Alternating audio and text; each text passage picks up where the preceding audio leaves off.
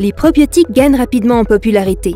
En tant que parent, vous vous demandez si votre enfant devrait en prendre? Dans cette vidéo, nous allons passer en revue les principes fondamentaux des probiotiques en pédiatrie afin de vous aider à prendre la meilleure décision possible pour garder les plus jeunes membres de votre famille en bonne santé et heureux. Que sont les probiotiques? Il s'agit de micro-organismes vivants qui, lorsqu'ils sont administrés en quantité suffisante, apportent des bienfaits à l'hôte. En termes simples, les probiotiques sont de bons microbes qui améliorent certains aspects de notre santé. Chaque probiotique est unique, sert un objectif spécifique et contient des types ou des souches spécifiques qui peuvent contribuer à la prise en charge d'affections particulières. Voici quelques-unes des raisons les plus courantes pour lesquelles votre enfant peut avoir besoin d'un probiotique.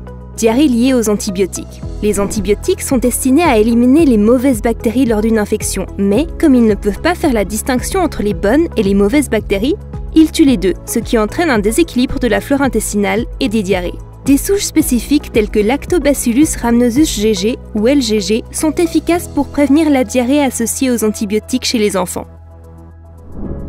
Coliques. Pour les bébés allaités, des études montrent qu'une souche probiotique spécifique, Lactobacillus reuteri DSM 17938, peut améliorer les symptômes des coliques en une semaine. Les L. reuteri étant naturellement présents dans l'intestin, on pense qu'un faible taux de L. reuteri est à l'origine de douleurs et de pleurs persistants.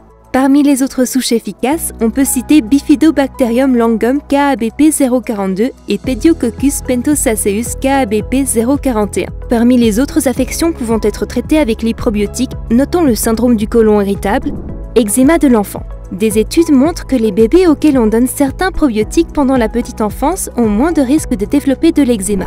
Le syndrome du côlon irritable, la santé bucco-dentaire des enfants, la santé du foie, les douleurs abdominales fonctionnelles, la constipation ou l'aide à la digestion des fibres et d'autres nutriments sont autant d'autres pathologies qui peuvent être traitées par les probiotiques. Les probiotiques se présentent sous forme de pilules à croquer ou de comprimés et sous forme de poudre à boire en sachet sans saveur.